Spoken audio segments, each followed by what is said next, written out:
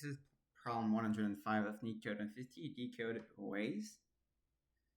So in this problem, we are going to be given a string of numbers, and we have to basically decode the string inside all, well, rather into all the possible letter combination it can form. And basically, every single number is tied to a certain letter in the alphabet. And when I say every number, I say 1 to 26. So I think you got the logic right. So 1 is going to be A, B is going to be 2, Z is going to be 26. So if we have 12, there are technically two ways we can represent it. First, we can turn 1 into an A, and then we can turn 2 into a B. So it will gives us AB. Or we can also just take 12, and in the alphabet, you should not necessarily know that, but it is the letter L that is at the 12th position. If you have a 0, like starting before a 1, we will have to render 0, because 0, 1 is just not going to be mapped to any letter in the alphabet. If we had, for example, 10, well, we could have picked the 10th letter in the alphabet. So this is something to consider. To solve this problem, we're going to use a dynamic programming solution. So let me just make you familiar with the basic concepts of it. So first, what we're going to do is that we're going to just consider the length of this entire string. I drew it as an array, but let's just remove that. All right, so we can say it has a length of 3. So what we're going to do is that we're going to put inside a hash map, basically, the value 3, and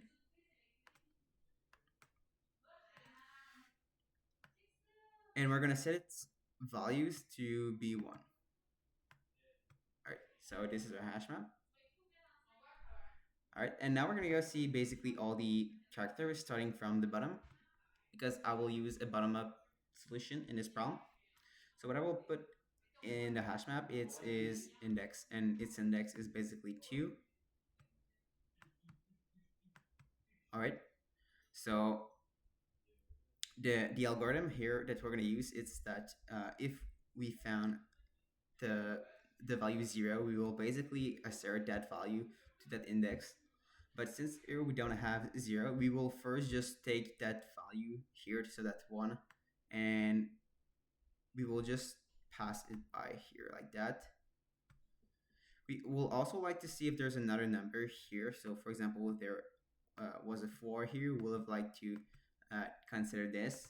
But in our case, no, we don't have another letter. So we're just going to keep going. And from this 6, we're going to go see this 2. So the 2 is at the index 1. So like that. And what we're going to do is that we are going to check first if it is a 0. If it is a 0, we will just put 0 here. But in our case, we actually have a non-zero value. So what I will do is that I will initially make sure that this is going to set is going to be set basically to the value of the previous number here, which is 2, and 2 has the value 1, so 1 will initially be equal to 1. And then I want to basically see if it can forms another alphabet letter with the previous number. So can basically that 2 value plus the previous one, so 6, is 26 inside the alphabet. If it is, what I will do is that I will just add the value 3 to it. So whatever the value, not necessarily 3, but the value that is basically 2 index greater inside the hash map, I will just add its value to its current value. So notice that we have 1, and we're going to add 1 to this. So now we are at 2. And for the index 0, right, now we're going to go see this index. We'll be willing to check if it can form another number. But notice that we also initially have to set its value to the value of the index that is 1 greater than its own. So what is the value at the index 1? It's 2. So initially at the index 0, we're going to have the value 2.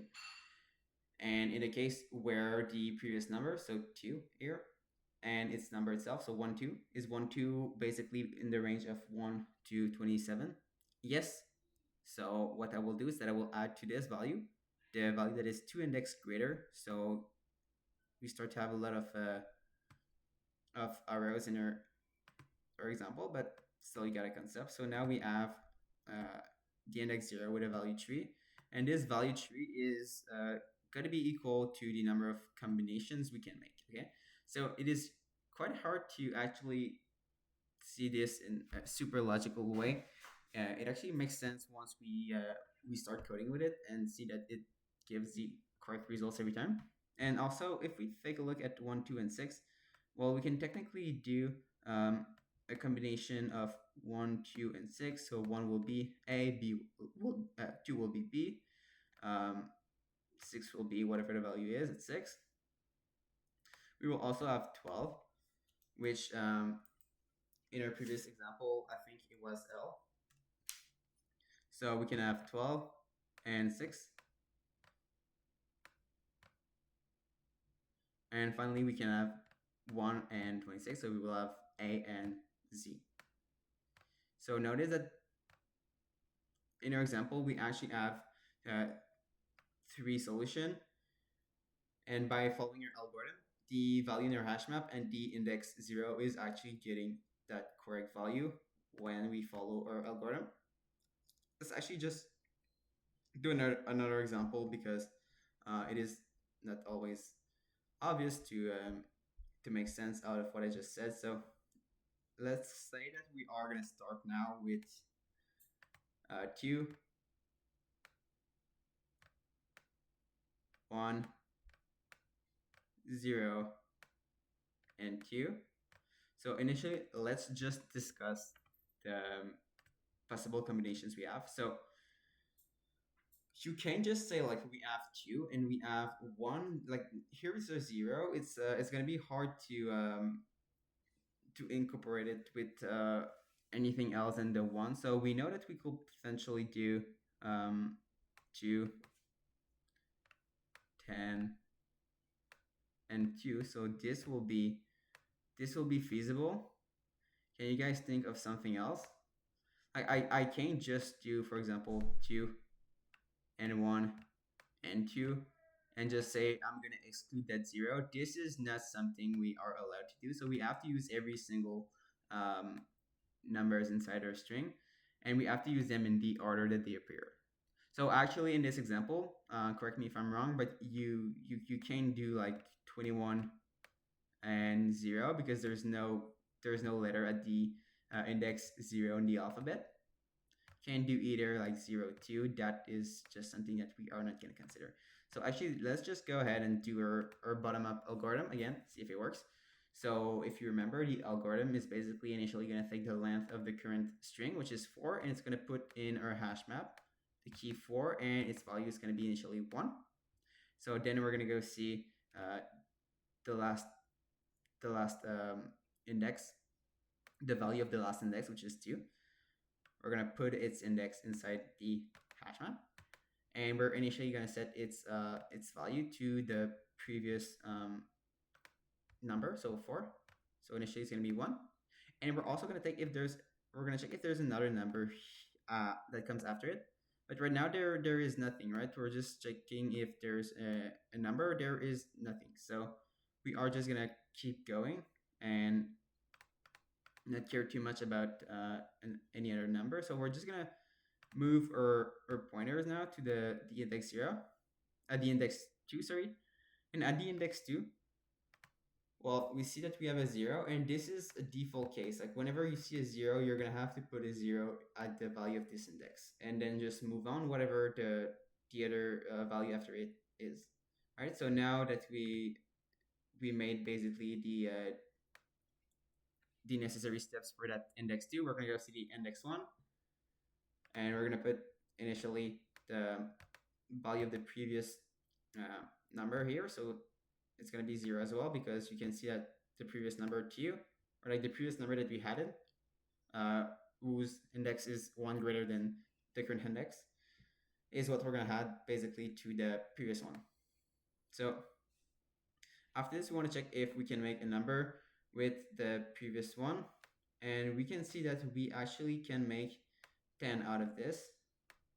And is 10 basically in the bound of the alphabet? Yes, it is. So what we're going to do is we're just going to add the number that has an index 2 greater to that current number. So it's going to be 0 plus 1.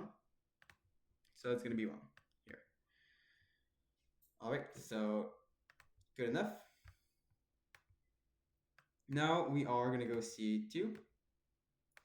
And this is why basically using the value of the previous index we added is going to be useful, because check this out, okay? So now the index 0 is going to take, as we probably guessed it, the value of the previous index. So it's going to be 1, right? But then we know that we also want to check what is the number that was before that. You want to see if it makes a number that is somewhere mapped in the alphabet. And 21, yes, it is, because right there are 26 letters, so 21 is somewhere inside. So what we're going to do is that we're going to take basically its current value and sum it with the value of the index that is basically 2 value greater than its own index. So at index 2. But at the index 2, the value is 0. So we're going to add 1 plus 0. It's going to still be 1. And this is why it really helps us, because it keeps tracks of basically, well, it tells us that you should not add another number. And it really gives us the correct solution here, right? So we have one possibilities here, which is actually 2, 10, and 2. There's nothing else we can do. And this is basically the algorithm we're going to follow here. So let's go ahead and code this, right? So I will create my hash map first, right? I will call this DP for dynamic programming. And initially, I will put basically the length of the string that we're given. And I will set its value equal to 1. All that in the hash map called DP. And now I will go basically for every single values, but in a decreasing order. So I will say for I in the range of the length of s minus 1. So we don't start out of bound. And I want to go up to the index 0. So the bounding index is going to be minus 1. And I want to go in the reverse order. So it's going to be a minus 1.